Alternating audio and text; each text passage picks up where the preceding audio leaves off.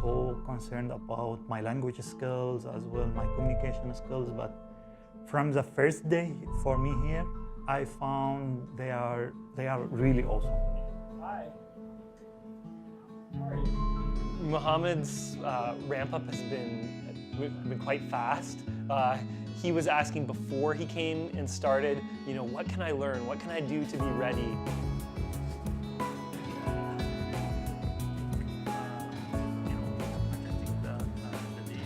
In a lot of ways, we didn't look at it any differently than how we look at generally hiring talented people. It just makes sense. It's a win-win. We got a great candidate who went through the same process other candidates go through, very high technical ability, good communication skill, everything you'd expect, and it just adds that diversity to the team. Having a refugee come and join our team, it does really help with a global perspective. So the wait has been absolutely worthwhile.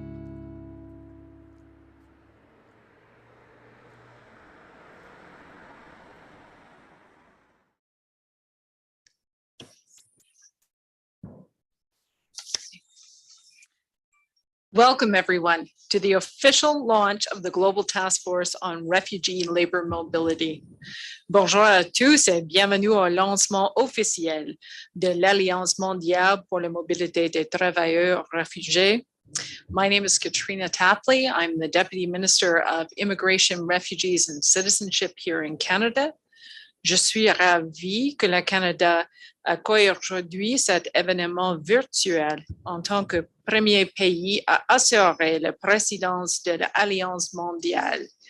Before we begin, I'd like to acknowledge that I am speaking to you today from the unceded territory of the Algonquin Anishinaabe people, and as a result, it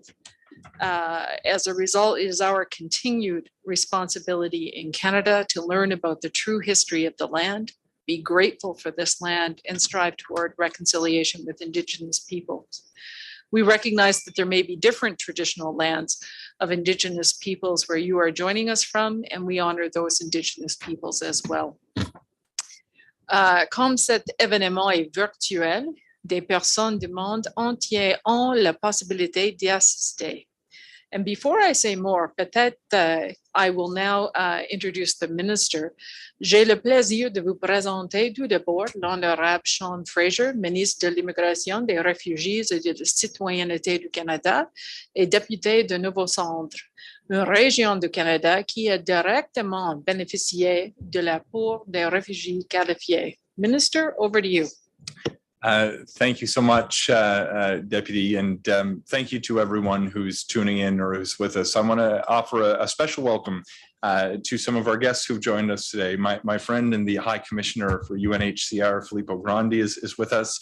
I understand joining virtually, we have Australia's Minister for Immigration, Citizenship, Migrant Services and Multicultural Affairs, the Honourable Hawke, Marion Campbell-Jarvis, a senior official with our department as well, and a special guest that I'm pleased to welcome, not just in my capacity as Canada's Minister of Immigration, Refugees and Citizenship, but as the Member of Parliament for Central Nova, Ms. Bahati Ernestine. I'm so glad to have you here.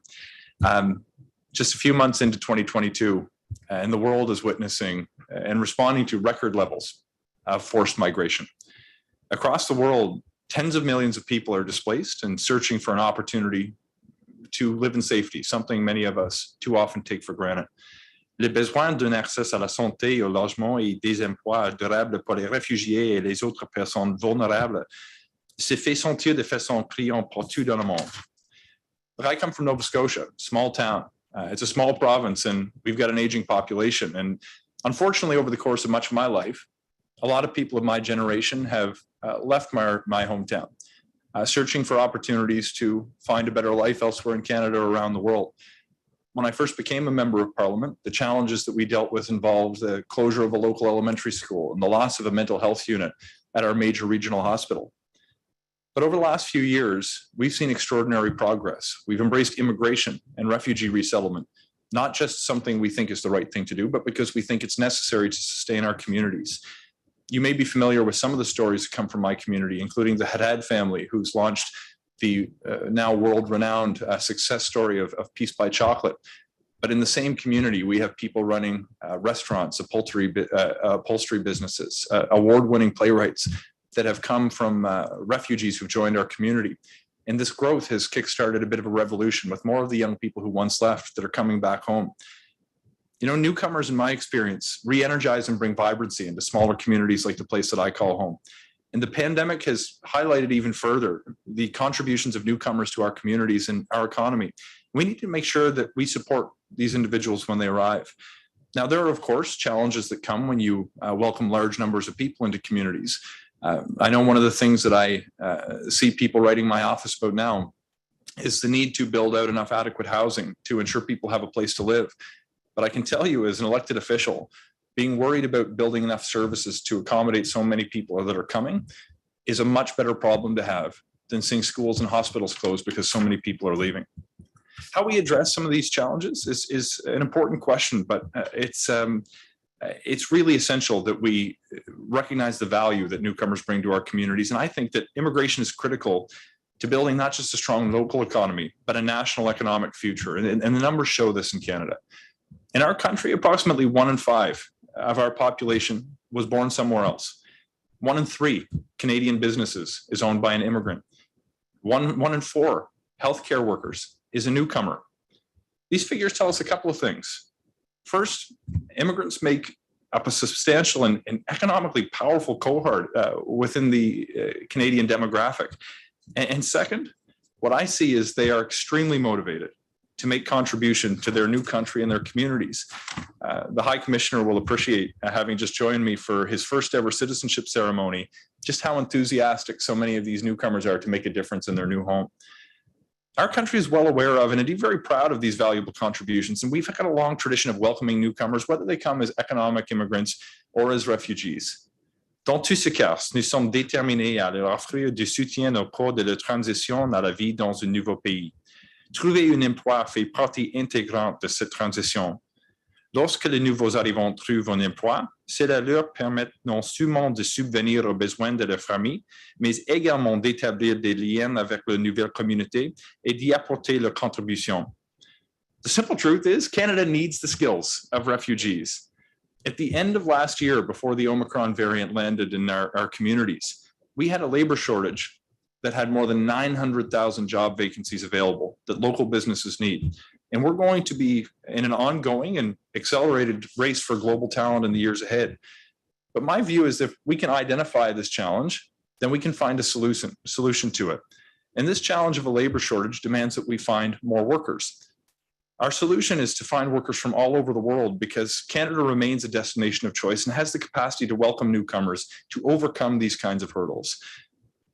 And when I look at the opportunities to establish pathways that are focused on labor mobility in particular, we can find opportunities to resettle people who've been displaced, not just because it's the right thing to do to help people who are vulnerable, because it meets the needs of our communities and makes our country a better and more dynamic place to live. These pathways recognize the skills of refugees, their experience and their talent, in addition to their need for protection. They also give employers access to an incredibly large new talent pool, as was evidenced in the video that we saw at the beginning of this event. Here in Canada, I'm incredibly proud because we've developed a groundbreaking program called the Economic Mobility Pathways Pilot, or EMPP as we call it. This program recognizes the skills and abilities of refugees and allows them and their families to immigrate to Canada through economic programs, as opposed to humanitarian programs. This allows us to continue to help people based purely on vulnerability through existing humanitarian streams, but also welcome people who happen to be vulnerable but can make a meaningful difference to our economy. What it really allows us to do is to level the playing field for refugees who were forced to flee their countries through no fault of their own by providing an additional and alternative pathway to Canada. And this pathway, it's complementary to our resettlements effort, which allows us to do even more to help some of the millions of displaced people around the world. You know, communities across the country are already benefiting, including my own hometown, the town of New Glasgow, where I live now in Nova Scotia. I'm so thrilled that Bahati is here because Glen Manor is a long-term care facility that exemplifies the utility of this program. And it's not just Bahati. There's other friends, Sinan, who works at Glen Manor. These are people who are making a positive contribution, bringing their skills in healthcare that are allowing people who live their entire lives in their community to stay and receive the care in their community as they age. My friends who have parents living in the facility are living 5 minutes away from their parents rather than 2 hours in Halifax. It's the kind of thing that demonstrates the meaningful increase in the quality of life people get to enjoy when we embrace this approach to the economic resettlement of vulnerable populations. The EMPP allows us to make it easier for refugee candidates to be eligible and to apply for permanent residence. It can expedite the processing of permanent residence application for refugee candidates. We can waive fees for refugee applicants and allow work experience to be acquired over a greater period of time. And it lets individuals use loans to meet travel and settlement costs so they can get here and find support after they land as well. Through EMPP, this year we're on track to resettle over 500 refugees. But my ambition is to expand this program much further and over the years ahead, attract thousands of more examples of displaced talent who could find home and make a contribution to Canada. We're going to do this as we uphold our proud tradition of humanitarian commitments we make on the world stage. Expanding this program will make it simpler to tap into talent around the world while providing safe haven in Canada for refugees. Nous le souhaitons parce que nous constatons au Canada que les résultats concernant les nouveaux arrivants de deuxième génération accueillis pour des motifs humanitaires sont les mêmes que pour le reste du Canada. Dans quelques instants, nous écouterons le récit d'une personne extraordinaire qui est arrivée au Canada grâce au projet sur la voie d'accès à la mobilité économique, au programme qu'on en parle aujourd'hui, qui réussit et qui apporte une contribution appréciable à son milieu de travail dans la collectivité et au-delà. Je suis donc convaincu que ces nouvelles voies d'accès à l'emploi amélioreront les résultats des réfugiés et les résultats de notre économie dans un avenir proche. We're very proud of the progress that we're making here in Canada, but this opportunity is something that we need to seize on a global scale. It's what makes today's launch of the Global Task Force on Refugee Labour Mobility so important. The combination of governments, international refugee and migration bodies, refugee representatives, and civil society organizations working together with the international business community is going to give the task force the power and reach to make a real difference around the world. We can all learn from one another, and many countries are now implementing refugee labor mobility pilots, like both Australia and the United Kingdom, and there are others around the world in development right now. Nous avons besoin de partager les leçons apprises afin de pouvoir transformer les projets pilotes en programmes, d'accroître le nombre d'intervenants partout dans le monde et d'élargir l'accès des réfugiés aux solutions des pays tiers grâce et de nouvelles voies d'accès complémentaires à l'emploi. Mais il ne suffit pas d'accueillir de nouveaux arrivants au pays. Nous devons faire en sorte qu'il faut pour réussir après leur arrivée. If the world's immigration and refugee systems are going to help countries recover from the pandemic and remain resilient for the future, we can't simply hope that immigrants will join our labor markets. Hope is not an effective strategy. We have to act to make it happen. We will need diverse cooperative initiatives like this new task force to develop ideas, to design solutions, and to coordinate action. Il faudra également que des employeurs s'ouvrent au potentiel collectif immense qui existe dans le recrutement international de réfugiés qualifiés et talentueux. Oui, la période que nous traversons est difficile, mais nous devons nous tourner vers l'avenir. Le groupe de travail mondial sur la mobilité de la main-d'œuvre pour les réfugiés a été mis sur pied en réponse à ce défi sans précédent, mais également pour prouver qu'ensemble, nous sommes plus forts pour relever les défis. With the right focus and the right ideas, we can reduce the number of refugees who are in desperate need of resettlement. The Economic Mobility Pathways Pilot is one way to achieve that goal, and this EMPP pathway can be used as a model around the world. And there are many more possibilities out there to explore.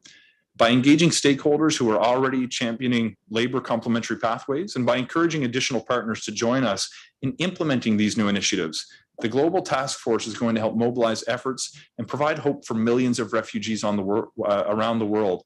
And that hope will be followed up with actions who will start taking this approach seriously, not just because it's the right thing to do, but because it's a smart thing to do. C'est possible, c'est nécessaire, et nous réussirons. Thank you very much. Merci tout le monde. It's a pleasure to be here with you today.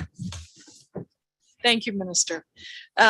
Before I introduce our very special guest, the United Nations High Commissioner for Refugees, I just want to talk a little bit about today's event. Over 400 people are registered to attend. Joining us are stakeholders in government, civil society, academia, the private sector. And some may be wondering, although less so after the minister's remarks, what is the Global Task Force on Refugee Labour Mobility all about? The Global Task Force derives its mandate from the United Nations Global Compact on Refugees and the UNHCR's 3-year strategy on resettlement and complementary pathways. These are international commitments to expand refugee access to durable third country protection solutions. Complementary labor pathways are a new and innovative tool to help address the global refugee crisis, and they have potential to be a game changer. They start from the premise that refugees are not simply persons in need of protection. Refugees have skills and abilities and talents that are needed to fill gaps in the labor markets and to support the well-being and prosperity of our communities. If you logged in early, you may have seen the videos that we're playing, stories of individuals, once refugees, who immigrated to Canada under our Economic Mobility Pathway Pilot, or EMPP, as the minister has said. They came as healthcare providers and IT specialists. Their employers describing the experience of hiring a refugee as being a win-win. To achieve that win-win collaboration is critical. Refugee labor mobility initiatives require strong partnerships among governments, employers, civil society organizations, international institutions, and refugees themselves. The Global Task Force founding membership is reflective of these partnerships. In addition to Canada, Talent Beyond Boundaries, RefugePoint, the Australian government, Fragomen, International Chamber of Commerce, the United Nations Refugee Agency, and the International Organization for Migration. Each of these organizations are pioneers in this space, working on a significant scale to implement and advocate refugee labor mobility programs. This is the composition of the Global Task Force for now. We know that there are others that are also developing or implementing pilots or that are thinking about this. Today's launch serves as a call to action for additional stakeholders to consider how they might participate. For example, by sharing best practices or seeking technical advice. As chair, Canada has chosen as its theme, laying the foundations to implement, improve, and institutionalize. We want new pilot initiatives created, we want pilots to be perfected, and we want pilots to turn into large-scale permanent programs. As a key priority for Canada, one that is shared by all founding members, is to integrate the voices of refugees who have lived labor pathway experience into the Global Task Force. Their perspectives are critical to informing program design and delivery, and we'll be working very hard to do that. Our ambition, we are not secret about this, is to grow the Global Task Force in its participation and to succeed in changing the lives of refugees around the world for the better. So welcome again to the launch of the Global Task Force on Refugee Labour Mobility. And today we'll hear from each of the founding members about their ambitions and their priorities in this space. So we've started with Minister Sean Fraser, and now it is my absolute pleasure to introduce Mr. Filippo Grandi, United Nations High Commissioner for Refugees, who's actually here in the room with us today in Ottawa. The UNHCR has been a steadfast partner in the establishment and launching of the Global Task Force, and we're looking forward to working hand in hand over the coming years on this innovative project. Mr. Grandi. Merci beaucoup, Madame la Vice-ministre, Monsieur le Ministre, cher Sean. Merci de m'avoir invité aujourd'hui pour le lancement de cette initiative tellement importante. And I really feel honored and privileged to be here with you today and to launch these very important refugee labor mobility initiatives. If I may say at the outset, one more example of Canadian leadership in how we address the increasingly dramatic crisis of forced displacement around the world. I just want to remind everybody that before the 24th of February this year, we estimated or we counted at 84 million, the number of refugees and displaced around the world. And I'm afraid that after the 24th of February and the enormous Ukrainian refugee crisis and crisis of displaced people, we may be well over 90 million and maybe approaching 100 million. So this is one of today's big global challenges, and we need innovative solutions like the one which is being launched today to address effectively this challenge. And the message that we heard from the minister and from you, Deputy Minister, is very clear. Refugees travel with more than what they have in their suitcase. They bring skills, they bring power of innovation, they bring eagerness to contribute, which is fundamental. Canada has hosted, we estimate, has received more than 1 million refugees through its resettlement programs since the 80s. And Canada offers countless examples of their contribution to the societies of which they became part, in business, as has already been mentioned, in culture, in information technology, in sports, in politics, in all areas of society and of life.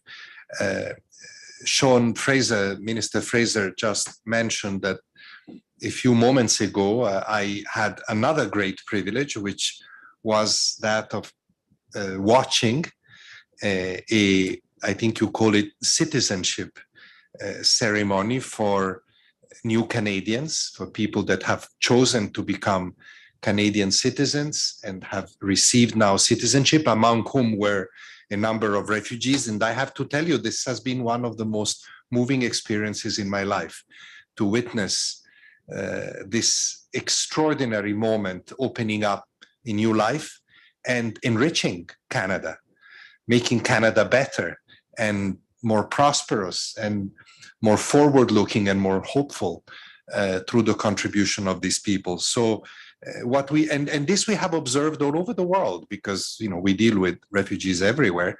We have seen it big time during the pandemic, and Sean already mentioned that, when the scarcity of health workers made many governments turn to migrants, to immigrants, to refugees to increase their capacity. And these people proved also not only their skills, but their courage and their commitment in responding, especially during the most difficult times of the pandemic. So this initiative really somehow institutionalizes, or wishes to institutionalize, an approach that is very important, because the Refugee Labour Mobility pilot creates a pathway, as we call it, for people with opportunities, but whose situation prevents them from deploying those opportunities in the service of the communities that host them. So I really applaud this initiative. UNHCR, my organization, will be part of it, part of the task force, and continue to give a very strong contribution. Two quick messages, which I discussed with the minister just a few minutes ago. I really appreciate that the initiative creates a specific set of pathways here in Canada for this particular group, without taking away pathways for people that have less potential, perhaps, and less opportunities to begin with, but who have very important protection needs. Those people will continue to benefit from resettlement programs in Canada and elsewhere, and it is important that one good program does not diminish or marginalize another vital one. And then, of course, and again, speaking about Canada, let's not forget about all the people who will not benefit from any pathway to go to a country of opportunity like Canada, but will remain refugees in countries that are more where life is more challenging, and they also need help. And that's why, we cooperate with Canada and many other countries to help people there as well. So we really need to think about all these different strands of refugee work, and each one is important. Now, back to this initiative, to the Refugee Labour Mobility Initiative. I want to also say something. I said at the beginning, Canada once again shows leadership. Let's not forget, many of you have been deeply involved in this, that Canada has been a pioneer and the champion from the beginning of what we call community sponsorship initiatives, meaning resettlement of refugees, not through state and international institution collaboration, but with the active role of communities sponsoring resettlement. Canada was the first country where this aspect of resettlement started, and it is now being embraced in many other parts of the world. And I hope that this labor mobility initiative will follow the same route of community sponsorships and will be embraced by others. The Deputy Minister mentioned earlier, and I was very happy to hear that this initiative has as its foundation the Global Compact on Refugees. This is a very important instrument that the United Nations, the General Assembly, all states embraced in 2018. And the Global Compact on Refugees strongly promotes pathways for people to deploy their opportunities, and importantly, strongly promotes the role of other actors in society, not just states, but the private sector, communities, individuals, and so forth. And in this all of society approach this initiative is a very good example of this all of society approach. And I proposed to the minister that since at the end of next year, 2023, we will convene in Geneva the second Global Refugee Forum, which is the review of the progress of the compact, that we launch a very specific initiative in that context, link to refugee labor mobility, to showcase, to gain new partners, and to spread the benefits of this initiative even more widely. Thank you very much, Vice Minister. Thank you, Minister. And I wish all the best to this very, very important pilot. Thank you. Thank you, High Commissioner, and for those lovely remarks. Now we're going to shift. We're going to shift our focus to Australia, which is also very successfully piloting a complementary labour pathway for refugees. And we're grateful that the Honourable Alex Hawke, Minister of Immigration, Citizenship, Migrant Services and Multiculturalism, has joined us today very early in the morning for him, Australia time. So I think this is a true testament to Australia's commitment to promoting refugee labour mobility. Minister Hawke, thank you for being here. Good morning, everybody, and thank you for the invitation. It is very early in the morning here, but I didn't want to miss the opportunity to support my friend, obviously the Honourable Sean Fraser, the Minister for Immigration in Canada, and Canada for their leadership in this very important global task force initiative. I acknowledge Mr. Filippo Grandi, the UNHCR Commissioner for Refugees. Thank you for those remarks, and all of the members of the distinguished task force here today. I wanted to join to say a few words on behalf of the Australian Government in relation, as the High Commissioner said, to the unprecedented displacement with the ongoing crisis in both Ukraine and Afghanistan. We recognise the need to move beyond the traditional pathways that we've seen for humanitarian responses, especially in relation to skills and labour mobility, and how we help displaced people move safely to third countries in that regard. As Minister here for Immigration and Citizenship and Multicultural Affairs, I welcome the opportunity to collaborate with our partners like Canada in how we do that, because we face similar challenges in our countries in relation to that.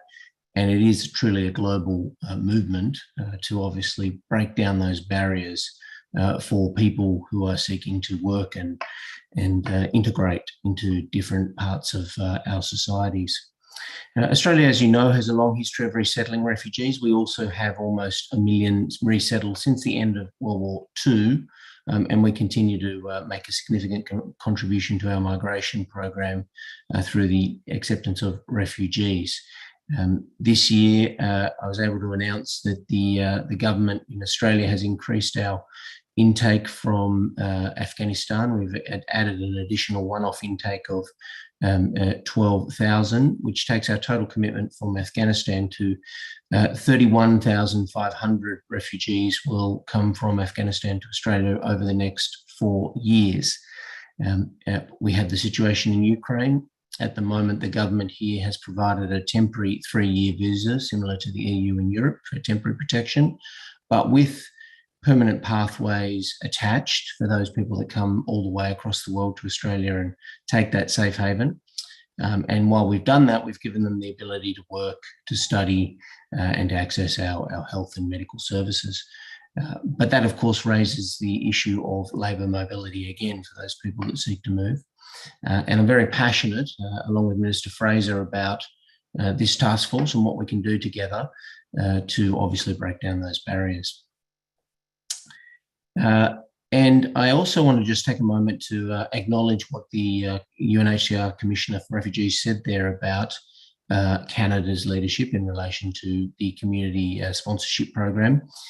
In recent years, Australia has adopted a model similar to Canada. And while we sort of stand behind our sector here, we've got great settlement services, we believe world leading. We've got great humanitarian service providers as well here when we integrate people into Australian life. Again, we think world leading. There's no doubt that Canada leads the world in relation to successful community support programs. And we've modelled our own program closely off it, and we continue to adapt it.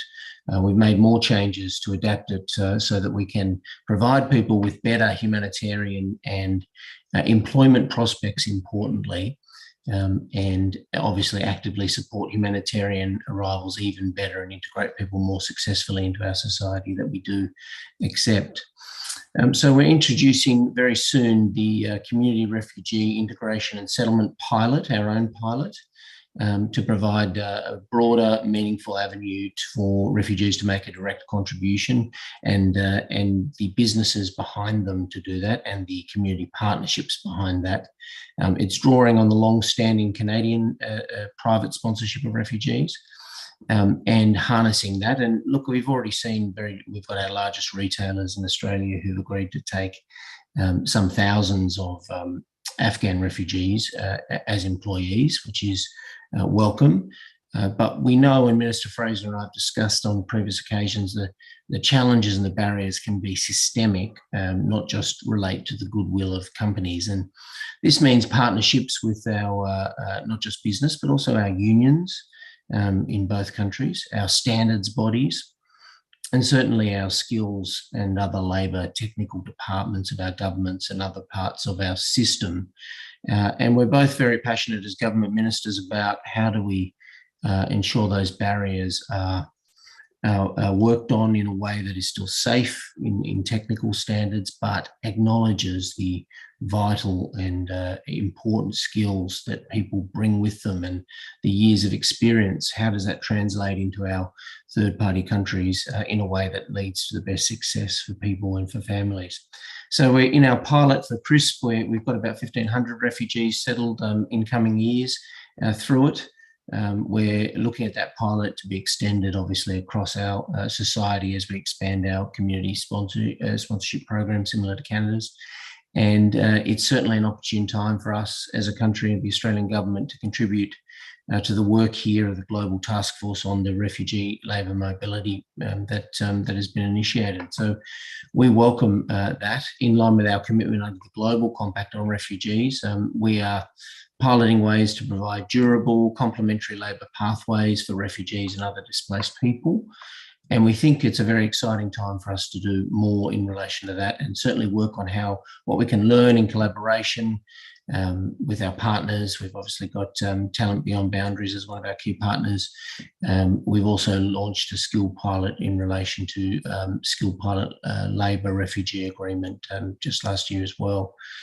So that pilot obviously provides skilled refugees with a pathway to live and work in Australia, separate to our other pathways. And we've got what we call labour agreements to sponsor skilled refugees to work in their business specifically. So very excited about that with Talent Beyond Boundaries. But we know we can learn a lot from collaboration, from work through this global task force.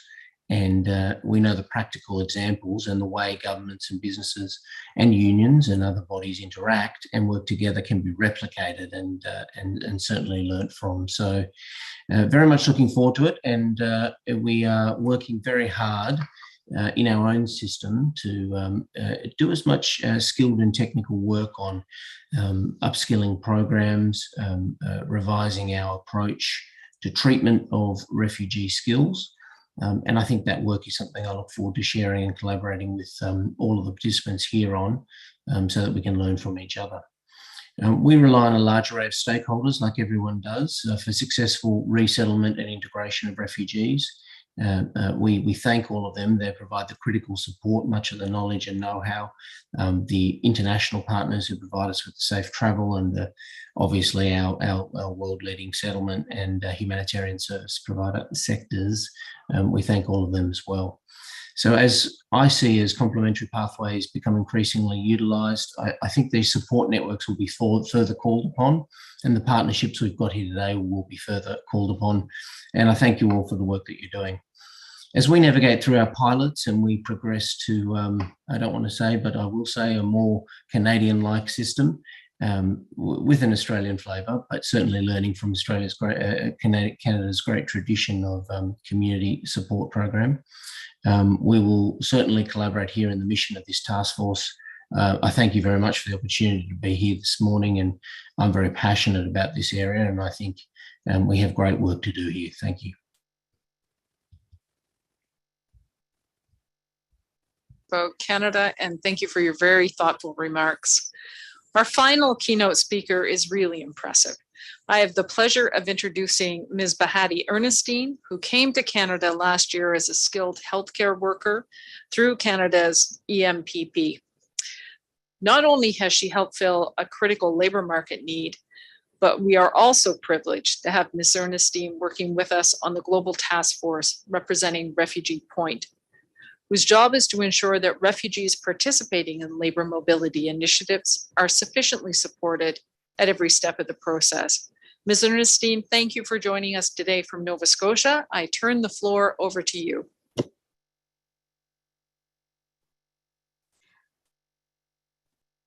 Wow, what an honor to be speaking to all of you today and to be part of this revolutionary launch. My name is Bahati, and up until last year, I had been a refugee for 20 years. I'm originally from Rwanda, and my family fled the 1994 genocide to Kenya, where my siblings and I were raised. It was a hard life, but despite that, I would say I had a good childhood. Ignorance is bliss, you know.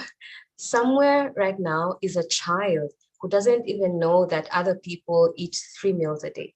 You see, the hardest thing about being a refugee is when you realize that it is who you are and what it actually means to be one. We all have different times when it hits us. Maybe it's a humiliation that you experience, a loss maybe of your dignity, or a huge disappointment. I can bet that everyone who has experienced being a refugee has sat down broken at some point and thought, I wouldn't be going through this if I wasn't a refugee. Throughout my journey, I have had these moments myself. I remember my nursing school years being a turning point for me. In class, we were all equals. We struggled through the same content. We had the same favorite professors. We studied together for our exams. No one made me feel different. However, when we started talking about the future, about the many options for employment my classmates had, I could only keep quiet because How does a refugee plan for a future when they don't even know if they will be allowed to work? Let me tell you, it's so hard to work hard knowing that no matter how many A's you get, you're still going back to the camp to be only a fraction of what your peers are going to be. So what do? You hope that as time goes by, things will evolve, that things will change, policies will change to eventually include you. You know how they say, if you want to do something, do it yourself. I eventually grew this mentality and began joining conversations and action for change. It's very interesting how my advocacy work has evolved over time. I remember my last call with the High Commissioner Fondley, and it was on education, how we should look at education and how it transforms the lives of refugees. How do we ensure refugees who have struggled to get an education can get something out of it and obtain work? I shared that it was because of the opportunity I got to train as a nurse that I was finally traveling to Canada. And this is after 20 plus years of waiting for a resettlement. Education did that for me, and here we are. I've always said that one thing that keeps me going is that I know there are a lot of people behind me, watching and waiting to see what's possible, what can be done despite all the odds against us. It's good to reflect back, because then we can be able to see the progress clearly. I am pleased that we are now engaging on employment matters, creating job opportunities and opening the job market to refugees internationally. In my work with the Refugee-led Research Hub, we have encountered refugee scholars with such impressive profiles that it's an eye-opening even to me.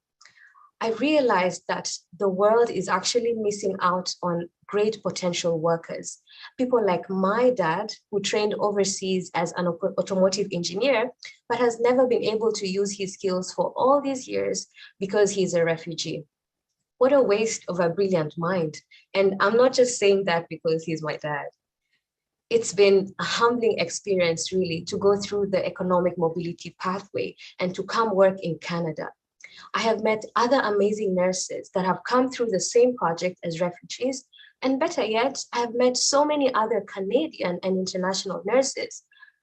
I was so amazed to see that we're all the same. We have the same capabilities. The only difference is that they were able to start working much earlier and easier because everything is just so much harder for refugees. Working at Glen, to me, has been something I have never before experienced in my life. For the first time, I met employers who did not care about my refugee status, only that they needed my skills. You see, there's a lot of rejection that refugees encounter in their search for a livelihood. Having an organization do everything possible to have you join them is very new and awe-inspiring.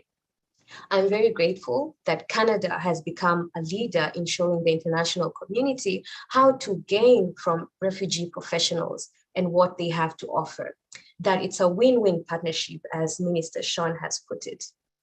There is definitely a need to examine and expand the labor mobility projects and make them more inclusive to refugees.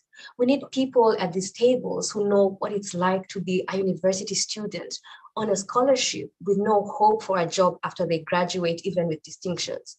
What it's like to watch a brilliant doctor or engineer grow old for 20 years without sharing their skills with the world. And most of all, we need people who have lived through these processes and from their experience can help shape ideal circumstances. I believe that with joint effort, we can all get what we want, and that is a society where every resource is put to use and everyone feels wanted. I'm privileged, again, to have had the opportunity to come to Canada in this manner. I'm grateful for the work that RefugePoint has put and so many others to make all this possible.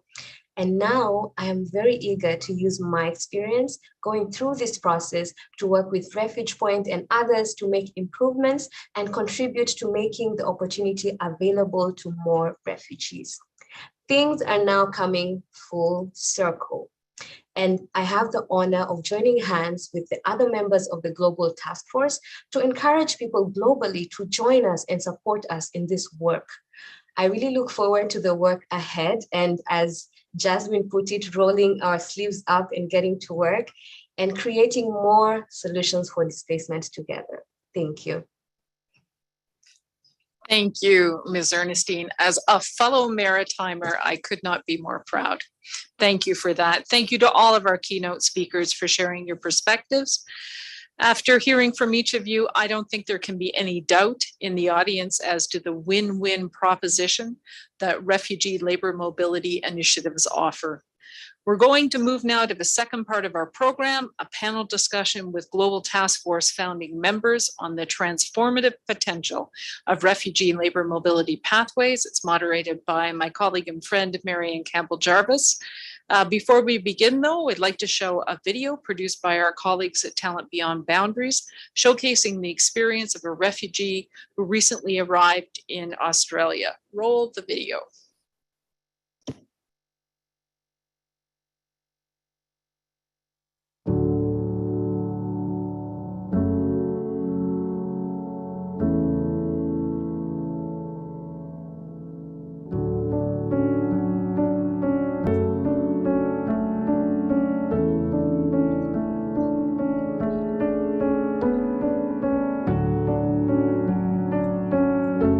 This is an exciting day for me.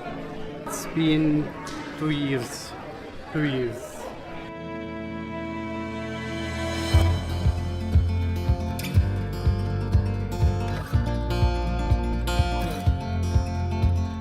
We got love that we'll never need to hide. Love will always rise above. Today my life started changing. I arrived at Adelaide. My friends and my colleagues come to welcome me in Adelaide, and my brother Samer. Finally, I reunited with my brother. I can't describe my feeling. This is fantastic. Now I see new future for me, for my family. Totally, our life totally changed after arriving at Adelaide. Just be with me. Just be with me. Just be with me.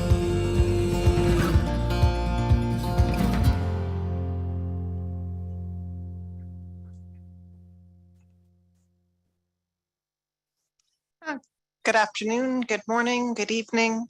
That was a wonderful video, and those speeches were really quite lovely. Thank you very much, Deputy Tapley, for the introduction. I'm Marian Campbell-Jarvis, the Senior Assistant Deputy Minister here at Immigration, Refugee, Citizenship Canada. I am delighted to serve as the moderator for what I know is going to be a really lively conversation on the transformative potential of refugee labour mobility pathways. Je suis accompagnée de dirigeants du gouvernement, de la société civile et du secteur privé qui poursuivent activement des initiatives de mobilité des travailleurs réfugiés et qui ont accepté d'apporter le soutien de leur organisation à l'Alliance mondiale et en tant que membre fondateur. Joining us from various locations around the world, some of you have gotten up quite early this morning or staying up quite late to do so. Thank you. And my pleasure to introduce our panel this afternoon. Sasha Chanoff, the founder and executive director of RefugePoint. Ugochi Daniels, deputy director operations at the International Organization for Migration. Bruce Cohen and John Cameron, co-founders of Talent Beyond Boundaries. David Crawford, partner at the International Immigration Legal Consulting firm, Fragomen. John Denton, Secretary General of the International Chamber of Commerce. And Cheryl Ann Moy, Deputy Secretary for Immigration and Settlement Services at the Department of Home Affairs in Australia. So welcome to you all. Delighted to see you on the screen. Be nice to be in a room together one day. So our first topic of discussion is how states and communities can benefit by supporting labor complementary pathways. We heard a lot about this in the keynote addresses, but we have the opportunity to dig a little bit deeper here. Australia launched its Skilled Refugee Labour Agreement pilot program last year, and we just saw in the Talent Beyond Boundaries video how successful it has been in changing people's lives and what a positive impact. So Deputy Secretary Moy, why don't I start with you? And I'm wondering if you can tell us a bit about what objectives were behind Australia's establishment of its pilot. And recognizing that it's still early days in its implementation, what kind of returns have been realized so far? Over to you, Deputy Secretary Moy. Thank you so much, and thank you for having me here today. It's an absolute pleasure to be involved in the launch of this task force. And as Minister Hawke has mentioned, Australia is very proud to be a core member of the task force, and we're committed to working with the international community to foster global dialogue on labour complementary pathways and for refugees and displaced people. So we're keen to help advance the work of the task force by sharing our experience and lessons learned as we navigate our Skilled Refugee Labour Agreement pilot in collaboration with Talent Beyond Boundaries. The Australian government recognises, firstly, I suppose, the significant contribution that refugees and displaced people have made in Australia and continue to make.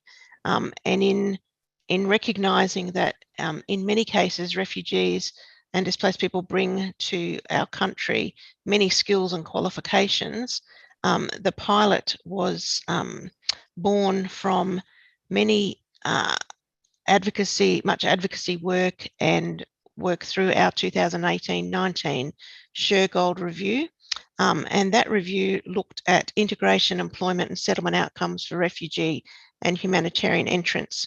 One of the recommendations of that review was that we look at complementary visa pathways for refugees.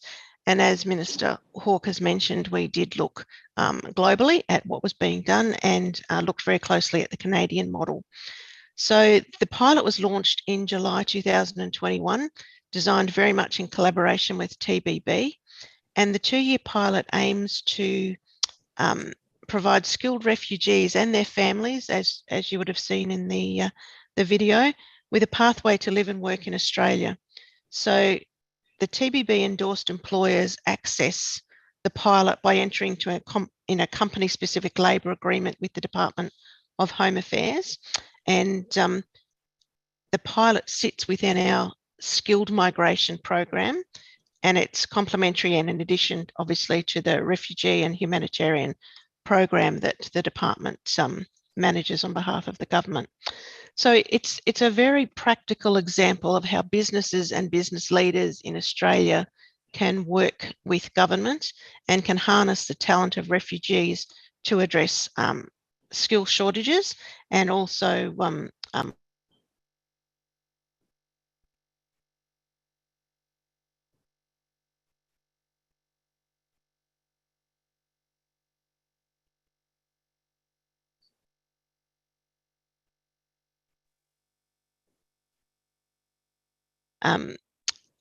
so as many people have said earlier, it very much creates a win-win for the refugees or displaced persons, the employers, and the broader Australian community. So the pilot also removes many barriers that refugees face when trying to access employer-sponsored skilled migration pathways. And it makes it easier for employers in Australia to also hire from this often overlooked talent pool. So how successful has the pilot been?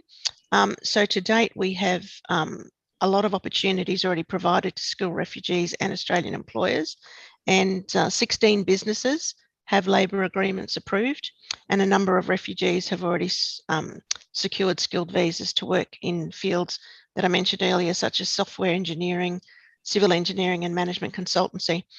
On the 4th of April, Minister Hawke also announced some changes to the pilot in addition, in terms of adding new occupations, allowing some skills recognition, and also providing additional visa flexibility for candidates inside Afghanistan. Additionally, there's another 50 places for individuals from Afghanistan and 50 from displaced persons from Ukraine. So the pilot is now basically doubled from 100 to 200. And as we go through the rest of this year, we'll do a review towards the end of this year and continue to evolve and grow the program. The thing that would be important here to say as well is also to acknowledge the UNHCR, OECD, and particularly Talent Beyond Boundaries, who have been very good in terms of their feedback into the Shergold review, and also with assistance with setting the pilot up and ensuring that we have all processes in place and have considered all of the issues in regard to how we manage the program. So my very heartfelt thanks to those organisations as well. Oh, thanks so much, Deputy Secretary Moy. That's so impressive, a doubling already, and we can see some of the common threads of success already. Let's turn to you, Mr. Cameron. Talent Beyond Boundaries has helped develop pilots in Australia, Canada, and the United Kingdom.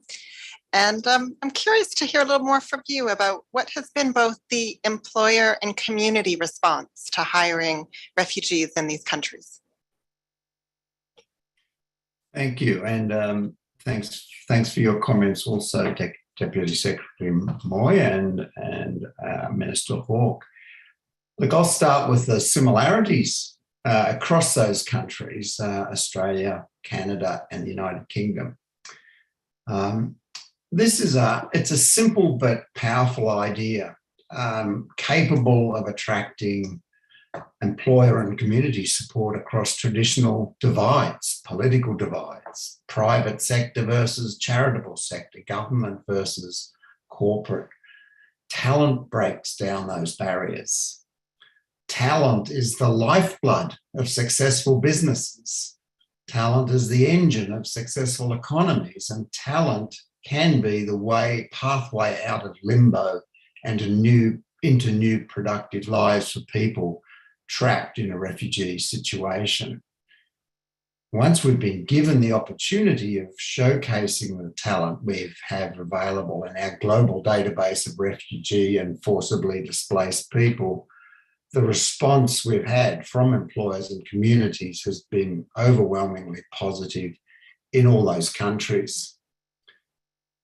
There's just one condition which needs to be met to fully engage all the essential actors in TBB's model of refugee labour mobility, and that is additionality. TBB was founded 6 or 7 years ago with the sole purpose of getting more refugees out into new lives. We get people out who might not otherwise make it. And that's the only reason we exist, to get more people out, to provide a complementary additional way out over and above existing humanitarian resettlement, which is based quite rightly on getting the most vulnerable out first. As High Commissioner Grandi warned, it is a reasonable fear that TBB's model might be traded off against humanitarian resettlement. We understand and acknowledge that fear, but that is a red line that we can never cross. It would invalidate TBB's whole reason for existence. And that red line has been presented, understood, and accepted from the beginning by all our destination countries. Look, I'll just finish with some brief comments. So those are my overall remarks on the question, and I'll finish with a few brief comments on the employer and community response in each country.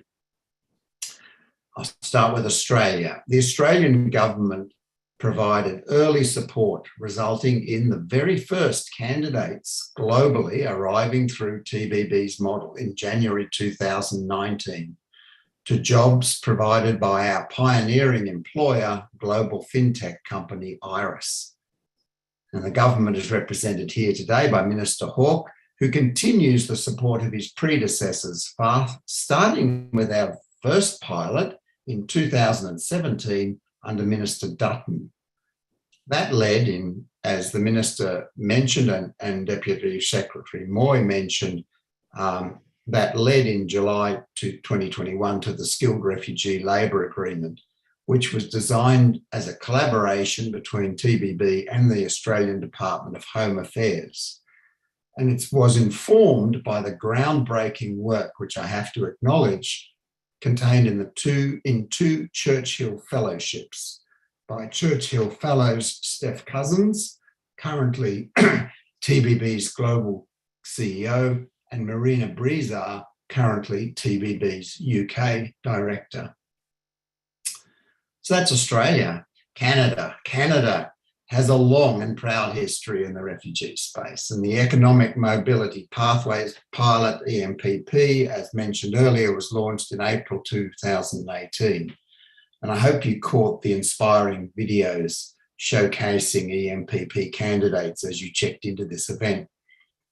And as you heard earlier from Minister Fraser, and the wonderful personal testimony of Bahati at RefugePoint, we have had candidates relocate to Pictou County in Nova Scotia, for example, where we've seen an incredible response from local community, which is very encouraging results for employment in smaller, more rural communities. And lastly, but definitely not least, the UK.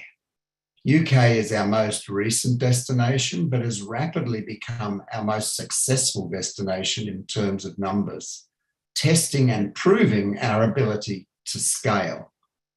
The UK Government at Home Office has launched the Displaced Talent Mobility Pilot, designed in collaboration with TBB. And in parallel, we have entered into a special healthcare pilot with the Department of Health and Social Care, supplying literally busloads of nurses to the NHS, the National Health Service, one of the world's largest employers. These country pilots and their positive engagement with companies and communities provide good lessons and insights for other governments looking to open up their own displaced talent mobility programs. And we hope this global task force will be a launching pad for more countries to start similar programs, and TBB is ready and eager to assist. Summing up, if we do it right, TBB's model of refugee labour mobility is a win for all stakeholders: refugees, employers, economies, communities, governments. And that clear mutual benefit has been the key to our success. This is not a zero-sum game. In this game, everybody wins. Thank you, Mr. Cameron. That was great in terms of the mutual benefit and everybody wins. It was a wonderful note to end on.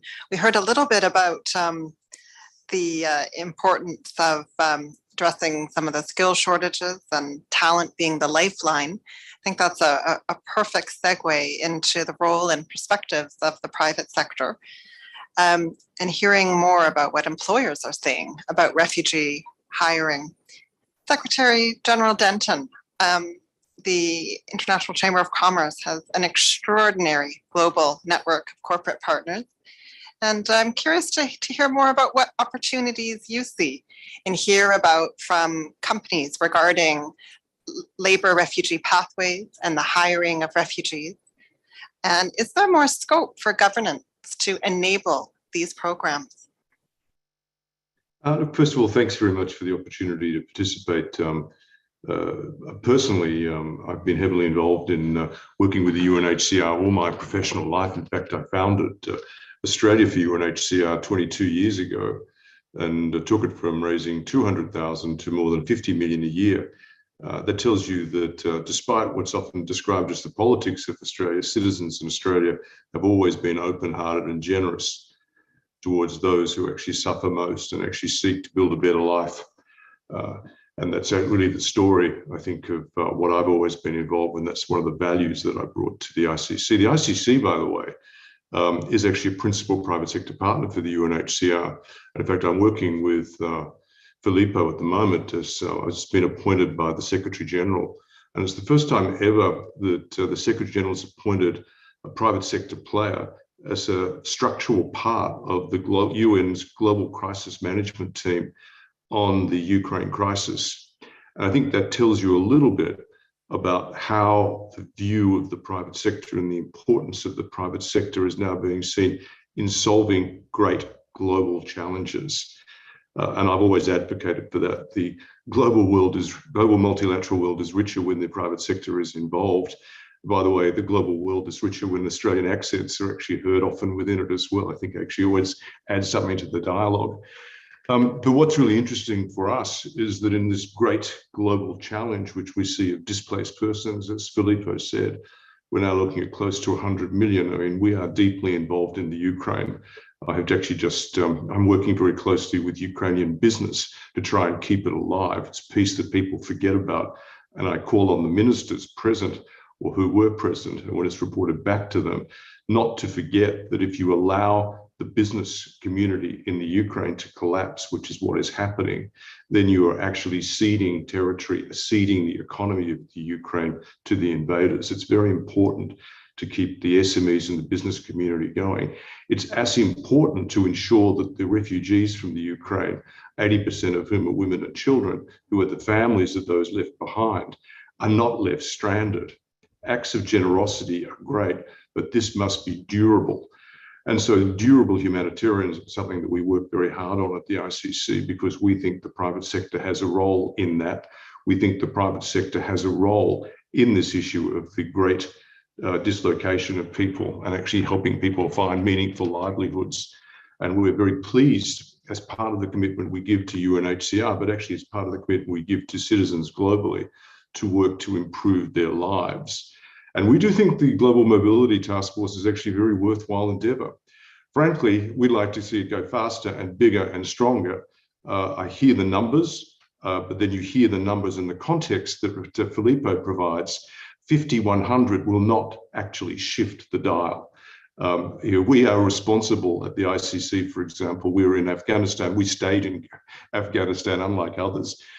We actually are responsible for more than 200 people there. They can't get out, they're stuck. They would be refugees if they could be, but they can't move. We actually already have 22 people who are stuck in Istanbul. We can't move them because even with the good people on this call from governments, they are not working hard enough and fast enough and being flexible enough to actually help these people, which is why this mobility pilot and this mobility program, I'm actually heartened that we're trying something as well, but I want to see this work. I was really pleased to hear John's comments from TBB. You know, this is a win-win for all. You know, you look at the data we've seen assembled already about the effectiveness of refugees when they're brought into organizations. You know what? They actually stay longer. They actually are more committed to the business. And as someone who runs businesses and invests in businesses, I like talent that stays. They stay because they believe that the business has done them a good term and they want to be with them. I also like the fact that we're defining refugees here not as victims, but as productive individuals, as human beings who are capable of delivering for the societies in which they operate, and also importantly, creating value for the companies for which they work, and in doing so, creating values for the communities in which those companies are settled. I was delighted to hear the comments from Bahati. I mean, I know and I hire, and I've actually just hired another refugee into the ICC. On one hand, nothing makes me sadder when I hear the story about how refugees often only know they're different when they actually see what they have, when they're actually allowed to operate as we operate, and they suddenly feel this emptiness and this loss. You know, as a human being, I don't want that to happen. And as a human being, I want to see my fellow human beings treated appropriately. And I love the idea of actually building skills, recognizing talent wherever it is. That's what we do. My HR strategy is always get the best talent. And so when I hear that we're now talking about refugees in this way as creating value for organizations, and actually the other thing I've noticed is that refugees, when they get a stand-up start working in an organization which actually is committed to them, it makes the actual integration process of a refugee into a local community much, much easier. So I hear a win-win. I see win-win. I just want to see more wins faster. I want to see this actually untapped quicker. I want to see more commitment, less process in the way, more principled action, less concern about risk management, because in the end, the greater risk is if we do nothing and we leave these people to actually not prosper, but actually live lives of despair. And we will see that, because the average life of a refugee in a refugee situation has moved from 4 to 5 to 13 to 17 years. These are generations. And if we're not careful, that's what we're going to see from the displaced persons in the Ukraine. And that is going to be a very large number. So we need to actually get our skates on and move from pilots to full integration of this plan. The business community welcomes it. We've got your back. For the policymakers and the officials on the call, we will back you on this, because access to talent is what drives good business. So thanks for the opportunity to participate. Always good to see Filippo. Nice to hear the ministers. I hadn't heard either minister speak before. And it's good to hear that they're being very well briefed, and they both seem to be very, very committed to this project as well, because it does need some political capital expended. Otherwise, it will get trapped in risk management and get trapped in risk avoidance. There has to be a bit of boldness here to actually move the dial. Thank you. Thank you so much, Secretary General Denton. You really spoke to a lot of important elements there in having the ambition and the principles, and really having that impact and commitment, and the contribution and role of the private sector. So thank you. Dr. Crawford, I'd like to turn to you. Fragomen has certainly been really active in this space, and your firm is also providing legal support to stakeholders that are taking the plunge. What are you seeing in terms of the demand for labour complementary pathways? And what role are you seeing that the private sector could play in helping to establish refugee labour mobility pilots? Thank you so much for your question. But before I answer that, thanks to you for putting this together. For all those who are participating in the event today, this is a marvellous opportunity, and as John Denton was saying, could be, let's hope, the beginning of something very significant. For those who don't know, I'm a lawyer. I'm a partner in a firm called Fragomen. We do the legal work typically for employers needing to move individuals across borders to work lawfully. But in this context, we've been working closely with Talent Beyond Boundaries to do the legal work for folks moving into the UK, Australia, and also Canada. In addition to that, we're working with some of the people on this call with some pilots and some negotiations in Europe and in the United States to try and open up pathways, because without those pathways, we can't get the numbers up anywhere near where we would like to have them.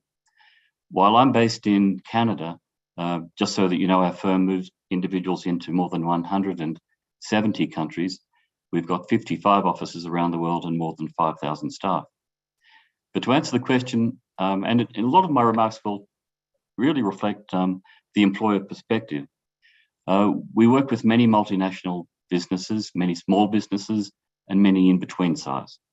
And most of them are keen to know more about the complementary pathways, in large part because labour markets in many countries are very tight. The competition for talent is ferocious, and you've heard about the war on talent. It's a bit of a cliche now. It's been running for 20 years. In my time as a lawyer in this firm, I've never seen it so ferocious. I've got clients who've got literally hundreds of vacancies across Canada and in some other countries, and they are scrambling to look at opportunities to get the right people for the right roles. But I believe that the business world also shares our view that this initiative is very simply an intrinsically good thing to do. I'll give you a story. I had a recent conversation with a mobility lead for a business that moves people into 100 countries. And I gave him some stuff in January and he took it away. And then I spoke with his senior vice president, I think 2 weeks ago.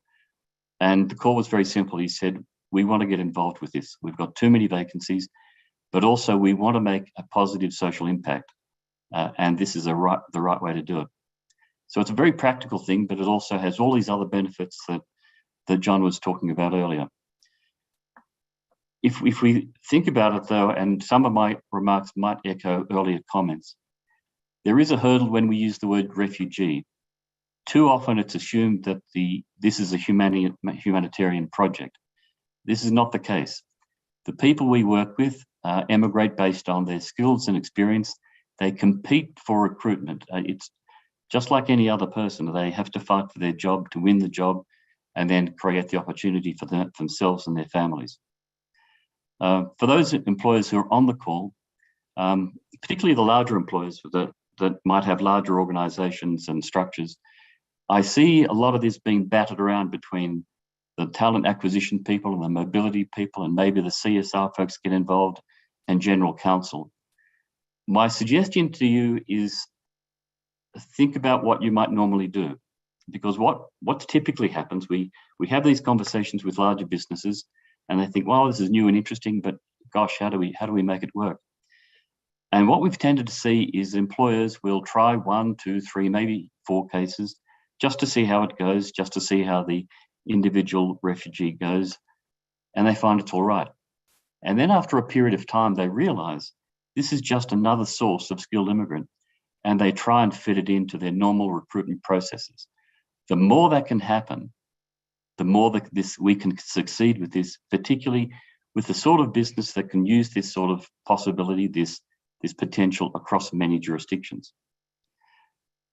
So I made the point that, as others have, that complementary pathways provide a new source of skilled workers who can help the business be more successful and boost national and regional economies who welcome those people.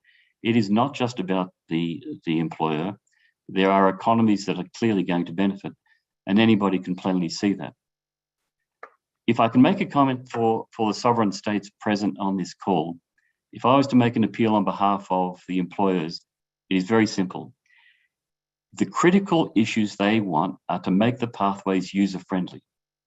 And uppermost in my mind, probably in theirs too, is for an immigration pathway to have predictable timeframes, predictable processes, and predictable outcomes. If those things are set in place, employers can then use this as a recruitment strategy. They can plan to recruit people to fill vacancies to get their business working.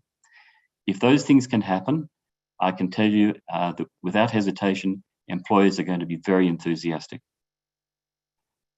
I see our work as a task force to expand the number of pathways to more countries, which in turn will benefit those countries. So to John Denton's comments, if we don't get more countries involved, we have a problem. There are signatories to the compact, but we need the signatories to commit to creating the legal pathways, which is another way of saying visa categories with criteria and rules and all of those things that need to exist. But without those legal pathways, it will be a struggle. I referenced earlier that we're involved in conversations with some European countries at the moment. There are 2 pilots, I believe, running that we will contribute to, just as we're collaborating with Bruce, who's on this call, regarding the US and what we can do there. The more this can happen, the greater the impact we can all have. So a final comment from me is it is a delight to be with you all today. I think this call has attracted a lot of attention. Hopefully a very good number of people have joined and remain joined to the call. We look forward to contributing to the important work of this task force as one of the founding members. But we sincerely hope that people calling in who are curious, who want to know more, will take the opportunity. I, for one, will be very happy to get approaches and questions from anybody. You can look up my email address, it's very easy, and say, tell me more. And for those who are already committed, we look forward to working with you as we go forward to see where we can get to. So with that, thank you very much. Thanks, Dr. Crawford. That was so helpful and such a great overview. We can really see that through these efforts, one of the important benefits is really changing the narrative about refugees as not being helpless individuals, but certainly have challenges as a result of forced displacement, but seeing refugees as human beings with skills, with assets, with talent. And that's a really strong motivator behind this effort. We do, of course, need to remember, though, that refugees are vulnerable populations, and some may have unique needs and challenges as a result of that forced displacement. So turning now to the International Organization for Mobility, which certainly plays a crucial role in supporting the movement of migrant workers, refugees, and displaced people around the world. Ms. Daniels, over to you. In what ways do you see that labour complementary pathways for refugees can draw upon the work that has been done by the IOM to protect vulnerable migrant workers? What lessons can be shared?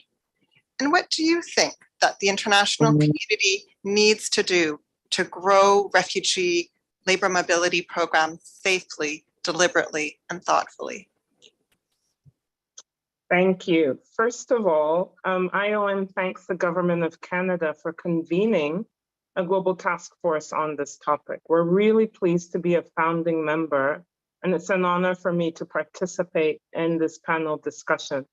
Obviously, first as the Deputy Director General for Operations at IOM, but also as someone who grew up in Canada during the Civil War in my home country of Nigeria. Now, from IOM's perspective, the case for refugee labor mobility is compelling.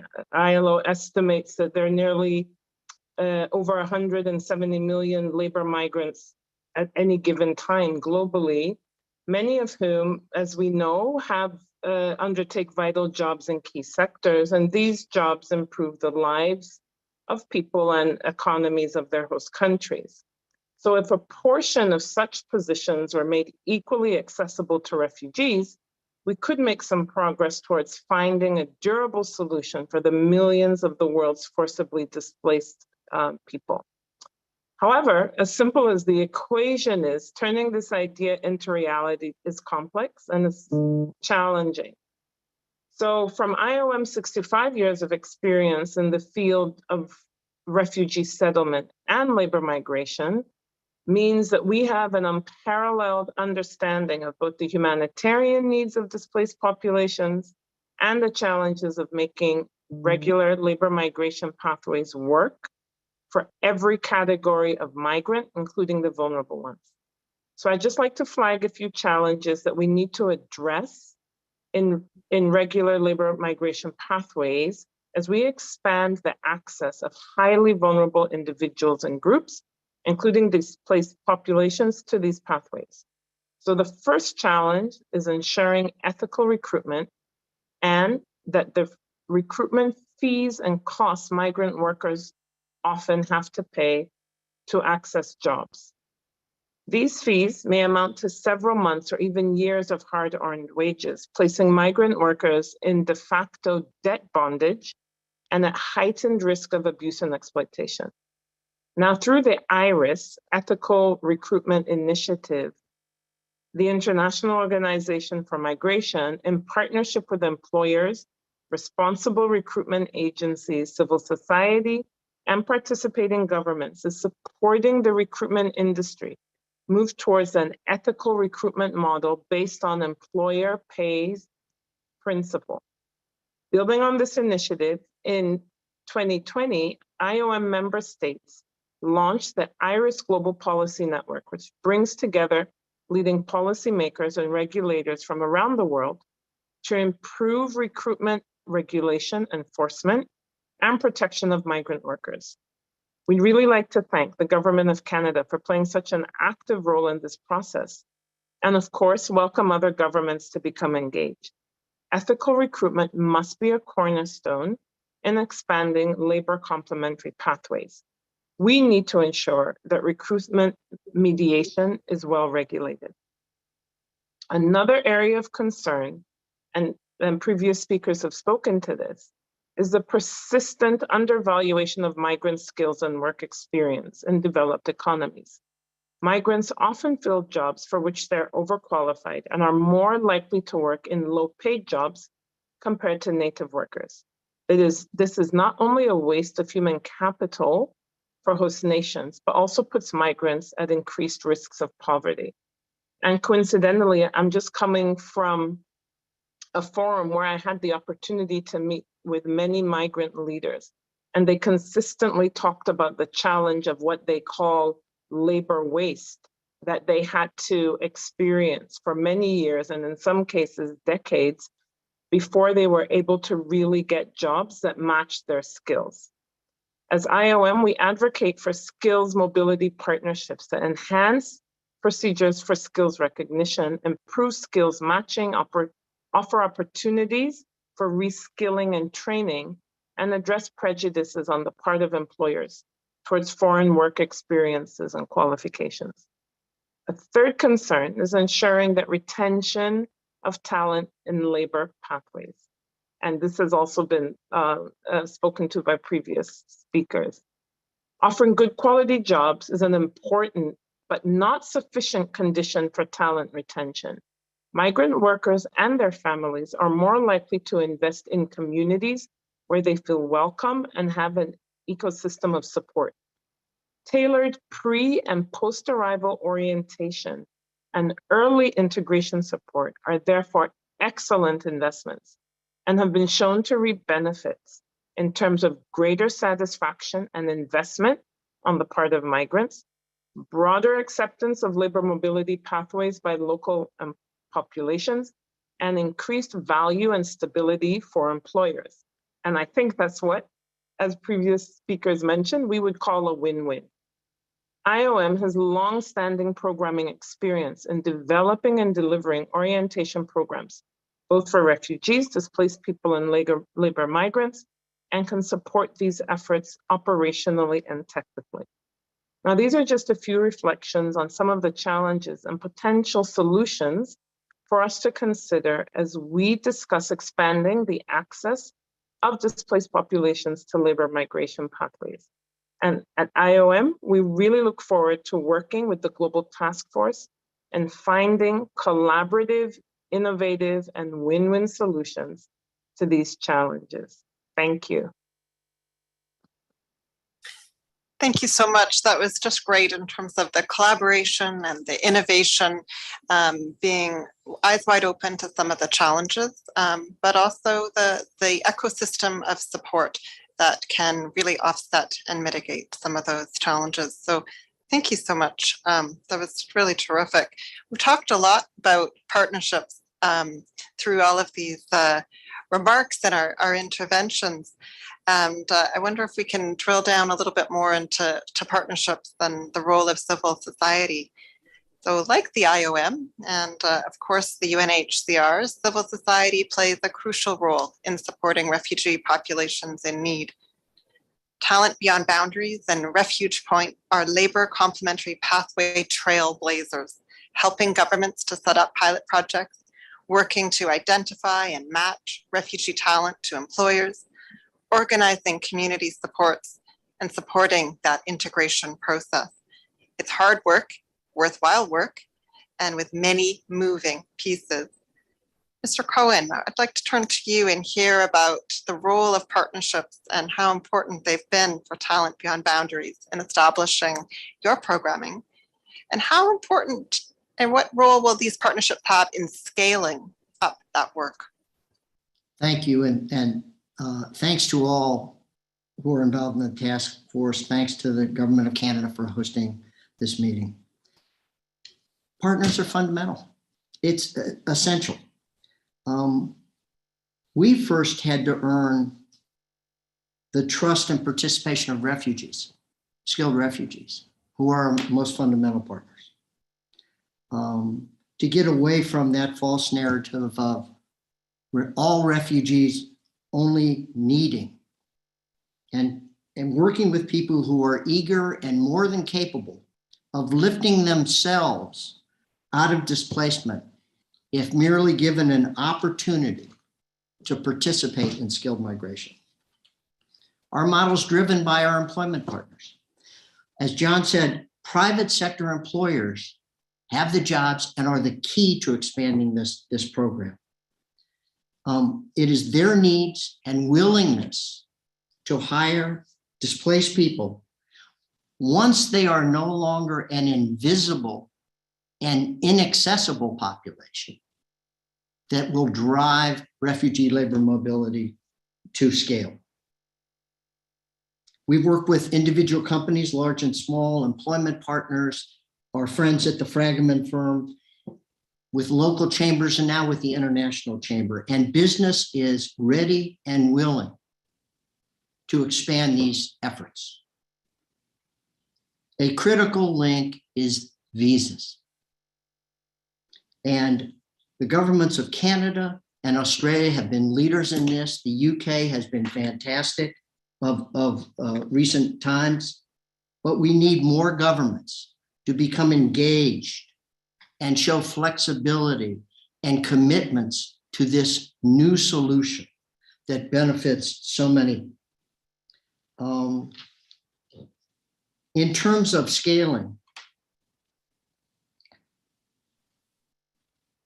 I think TBB and RefugePoint, with our initial partners, have proven the concept and benefits of refugee labor mobility.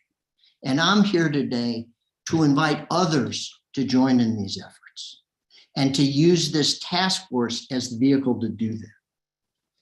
That means governments, refugee serving organizations, employers, and donors, because we'll need donor support. UNHCR has been a partner from day one, recognizes refugee labor mobility in the 3-year strategy, and we are delighted to now be working with the IOM as well in international efforts. Employment matching used to be something we had to do ourselves. We now have partners who do employment matching on the ground. In Australia, Refugee Talent. In Canada, Jumpstart. And there are more and more people who can engage in that work. With respect to identifying skilled refugees, we started by building a talent base that now numbers 40,000 of skilled refugees in the Middle East. But RefugePoint has taken those efforts into Africa. We're working with HIAS to identify skilled talent in Latin America and with UNHCR to identify talent in Asia. This task force is the opportunity to involve all these additional needed partners to get to the type of scale that Mr. Denton talked about. And that's what we need. We need to embed and expand the solution. So I'm here to ask people, to invite people, see this vision, see these benefits, and join in. Get involved. We invite you in. We'd love to work with you. A wonderful invitation and very inspiring to us all. Mr. Chano, let's turn to you and hear from your perspective. How does the global ecosystem need to grow to support more refugees to access labor pathways? Thanks so much, Senior Assistant Deputy Minister Jarvis. It's really great to see you here. Merci, Gouvernement du Canada, pour l'invitation aujourd'hui. Je suis très heureux d'être ici avec vous. It's really a great question, and I'm eager to dive in. But I wanted to just say first to Bahati, Ernestine, High Commissioner, ministers, colleagues at IOM in the business sector and NGOs, and everyone tuning in, it's a real honor to be with you all here today at this unique moment in history when, as we heard, forced displacement is at an all-time high, and solutions such as labor mobility provide promise and potential. As many of you know, RefugePoint is an organization that is an innovator in the refugee space. We advance resettlement and self-reliance solutions for refugees. We work closely with UNHCR in dozens of countries around the world around resettlement. We promote self-reliance opportunities through the Refugee Self-Reliance Initiative and our flagship program in Nairobi. And we were thrilled when the Canadian government approached us and asked us to help build a labor mobility pathway from Nairobi. It matched exactly the kind of work that we already did. And there's a lot of good news about labor mobility and also some significant challenges. I'll just start with the good news first. It's something that we've already heard, but this is a pathway that is rooted in dignity. Labor mobility, it meets the protection standards for a durable solution in that it's dignified and it's safe. But what we've seen in our work is traditionally traditionally in resettlement, we have to gather the stories of persecution and flight from home. But when instead we ask questions in the labor mobility process about what your skills are, what your experience is, what you did before and what your education background is and what you aspire to do in the future, we see that people light up. They become alive and they feel so inspired to talk to us about that. One of our candidates said to us after a day around labor mobility that this was the best day in my life as a refugee because I felt heard, I felt seen, I felt like I was understood as a whole person as opposed to somebody who's a victim of war. So this is inspiring for us, and we are so committed to this. I also want to highlight some of the concerns and challenges. We have heard first from Minister Fraser about Canada's commitment to complementarity, how labor mobility should complement resettlement. We also heard from John Cameron and TBB about the importance of additionality. And that is such a key. I think this task force has to hold up the torch of additionality in labor mobility. I want to share just a brief story with you about that and why that's so important. We are working with a South Sudanese girl who's 11 years old, who's an unaccompanied minor, who tragically and horrifically lost her parents in a raid on their village in South Sudan, and she was kidnapped and enslaved, but miraculously escaped and arrived in Kenya, where she's now living as a refugee. She has an uncle in the US. It's critical for her to resettle to the US so she can be with an adult who can care for her. We have to ensure that resettlement is there for those who need it as a life-saving solution, and that labor mobility does not take away slots from resettlement, but that it actually is complementary, additional. In addition to that, one of the things that we've seen through our very intensive work with thousands of refugees in Nairobi to help them access this program is that it's critical to level the playing field. As we all know, and as we're seeing every day with images from Ukraine, refugees are people whose homes have often been destroyed, whose cities have been razed, whose universities have been burned down, and whose employers may no longer exist. They've fled from home, and sometimes they've been separated from their families. In the labor mobility process, people often have to get their education credentials from a university that may no longer exist. They might have to get information from an employer that is gone. They might have to track down family members to get information from them, and yet that's like a needle in a haystack search. It's not possible. And so while there have been many accommodations made, we still see that unless this program is tuned into the specific circumstances of refugees, it won't work well. It'll be like trying to fit a square peg into a round hole. And so it's critical that we keep in mind the needs of refugees and we listen to the voices of people like Bahati. Bahati, you spoke so beautifully, and it is so critically important to have you here in this conversation and to bring in other refugees who've gone through this process so we can hear from them what their needs and wishes are. I see often that the emphasis is on employers and what their needs are, and that's critical too, but we have to keep in mind the wishes and needs and concerns of refugees themselves going through this process. Lastly, I would say that it's critical that we think about how governments can invest in the front end of this process. Talent Beyond Boundaries and RefugePoint have done what we've done and built these programs because of private funding. But if governments are serious about this, they're going to have to get behind this and start investing in this as well. We're grateful to the private funders who've enabled us to build this program. Lastly, I was in Pictou County, Nova Scotia recently, meeting with some of RefugePoint's candidates who are now there living and working. And I heard many stories. One was from a man from Dadaab refugee camp who had lived as a refugee for 30 years. Another was a woman who had been a refugee for 25 years. These are people whose lives have been put on hold and placed in limbo, and yet they're wanted, they're needed, they're essential for their new communities. I so appreciated hearing Minister Fraser's comments recently when I was in Nova Scotia. He said, "We need refugees. They save our communities." So I like to imagine a world where cities and countries compete to bring refugees in. I think labor mobility is a pathway that can get us to that imagined future. But it'll only work if we tune into the specific needs and circumstances of refugees. So thank you all for joining together in this task force and for raising the torch of additionality and for coming together at this distinct moment in history when we can create something long-lasting and enduring. Just to echo what Minister Fraser said, c'est possible, c'est nécessaire, et nous réussirons. Thank you. Oh, thank you so much, and for putting the emphasis on the needs of refugees and ensuring that's really at the center of this as we go forward.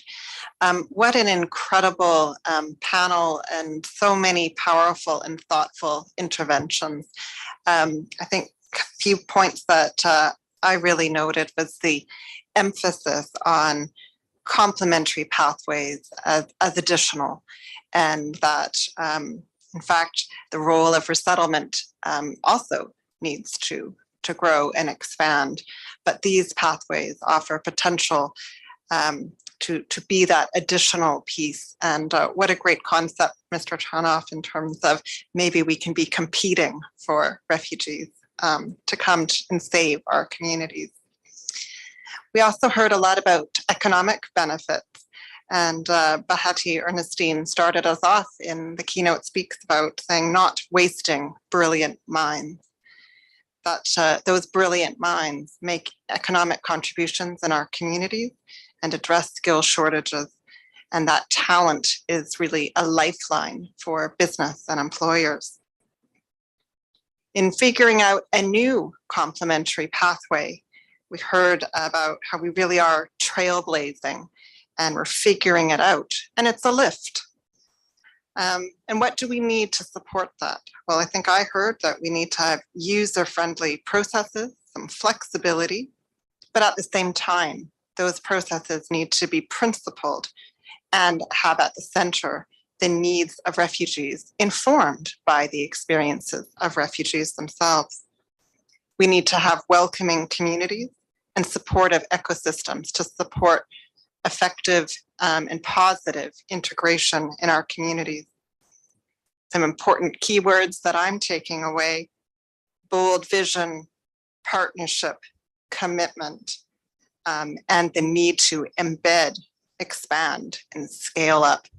And so I want to thank everyone for those incredible interventions and perspectives that were shared.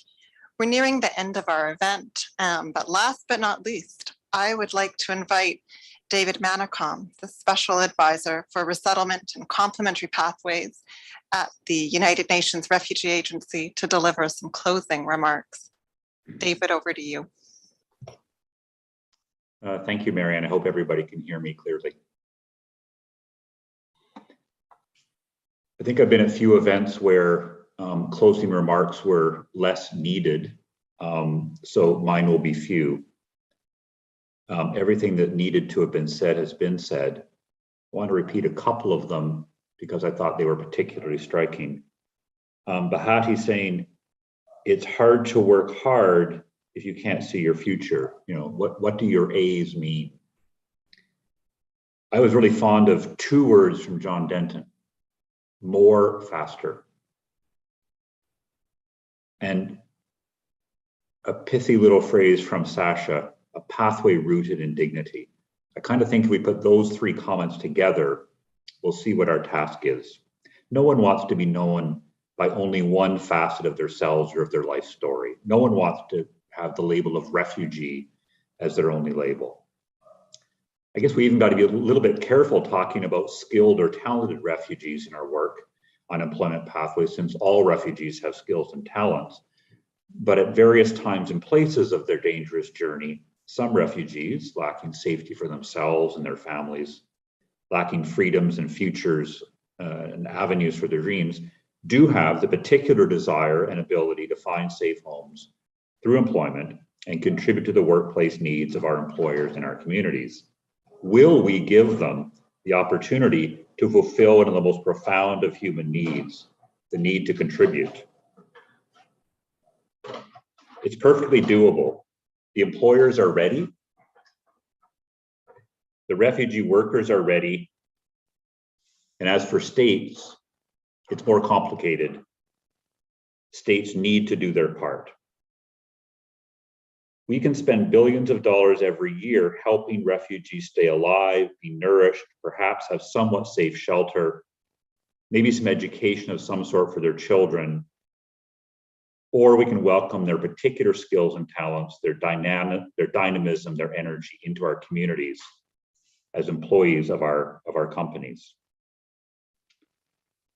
Just to repeat some other words of John Denton as my closing thoughts, the greater risk is if we do nothing. So let's get down to work. Thank you very much.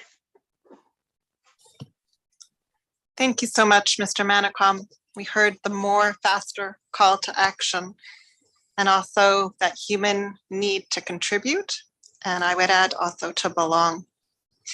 Thank you again to all of our panel and keynote speakers. I'm truly inspired and motivated, and with our next steps and our onwards and upwards adventure and odyssey together to make a real difference as we go forward. Cannot think of a better group of founding members for the task force. The Global Task Force on Refugee Labour Mobility has now officially been launched. Congratulations, we've hit a milestone and lots to do ahead. J'espère que notre public a été inspiré à explorer les moyens de soutenir la mise en œuvre de parcours de mobilité des travailleurs réfugiés, ce que soit en mettant en œuvre de nouveaux projets pilotes, en soutenant des nouveaux programmes de la société civile ou en embauchant des réfugiés. We hope that you leave inspired to learn more about complementary labor pathways to refugee protection, about refugee hiring, and to participate in the work that the Global Task Force has been set up to do. I encourage all people who are interested to reach out to us. You can contact us by looking for our Global Task Force webpage, which will be published online today, or by sending an email to the Global Task Force address that you found on your event invitation. And with that, we will sign off, and we look forward to hearing from you, and we look forward to working with you all as we embark on next steps, onwards and upwards. Thank you. Merci.